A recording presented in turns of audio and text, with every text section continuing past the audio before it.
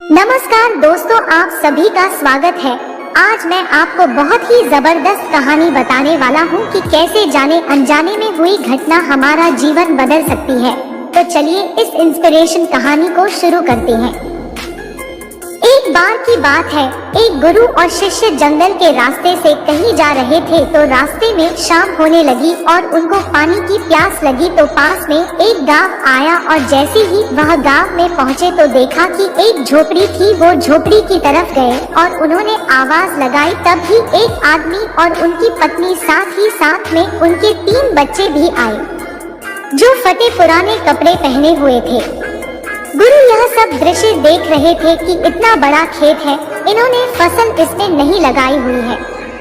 तो गुरु ने सबसे पहले तो पानी के लिए आग्रह किया कि हमें पानी मिल सकता है। तो उन्होंने गुरु और शिष्य को पानी पिलाया। अचानक गुरु ने कहा कि अगर आप इसमें खेती नहीं करते तो फिर अपना जीवन यापन किस तरीके से चलाते हैं। तो उस आदमी ने कहा कि हमारे पास एक भैंस है और इस भैंस का दूध बेच करके पैसे कमाते हैं और इसी से हम आजीविका चलाते हैं। गुरु ने उनकी इस बात को ध्यान पूर्वक सुना और उनके बीच में कुछ देर तक बातचीत हुई, लेकिन अंधेरा हो चुका था। तो उन्होंने यह निर्णय लिया कि आज की रात हम यहीं रुकेंगे। तो लगभग मध्य रात्रि के करीब गुरु ने शिष्य से कहा कि हमें इस भैंस को ले जाना होगा और इस भैंस को ले जाकर कहीं जंगल में छोड़ना होगा। तो शिष्य ने सोचा कि इस तरीके का गलत काम भला मैं कैसे कर सकता हूँ अगर मैं इस भैंस को लेकर के जाऊंगा। तो यह आदमी बाद में अपना जीवन यापन कैसे करेगा। लेकिन गुरु का आदेश था, उसको करना पड़ा।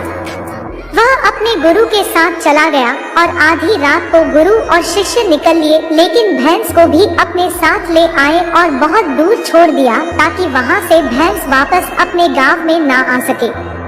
तकरीबन 10 साल बाद जब वह शिष्य भी गुरु बन चुका था और दीक्षा देने का काम भी करने लग गया था, तो उसने सोचा कि 10 साल पहले मुझसे जो गलती हुई थी, क्यों ना मैं आज उस गलती को सुधार लूं और मुझे उस आदमी के पास जाना चाहिए।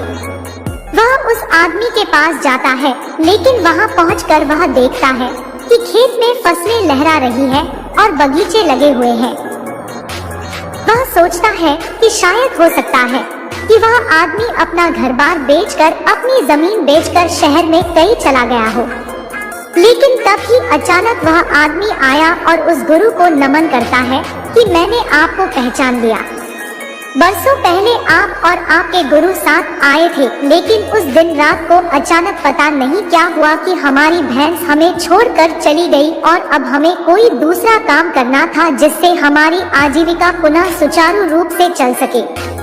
लेकिन हमारे पास कोई विकल्प नहीं था। तो मैं जंगल से लकड़ियां काट के लाता था और उसी से जीवन यापन करता था। मैंने बहुत मेहनत की, आम के बगीचे लगाए। धीरे धीरे आम के बगीचे से लोग आम खरीदने लगे और धीरे धीरे मेरा आम का बगीचा बड़ा होने लगा और मुझे अच्छे खासे फल और उनसे पैसे मिलने लगे और मेरा बिजनेस बढ़ता गया, मेरा काम बढ़ता गया। अंततः यह जो आप देख रहे हैं वह 10 सालों की मेहनत का नतीजा है।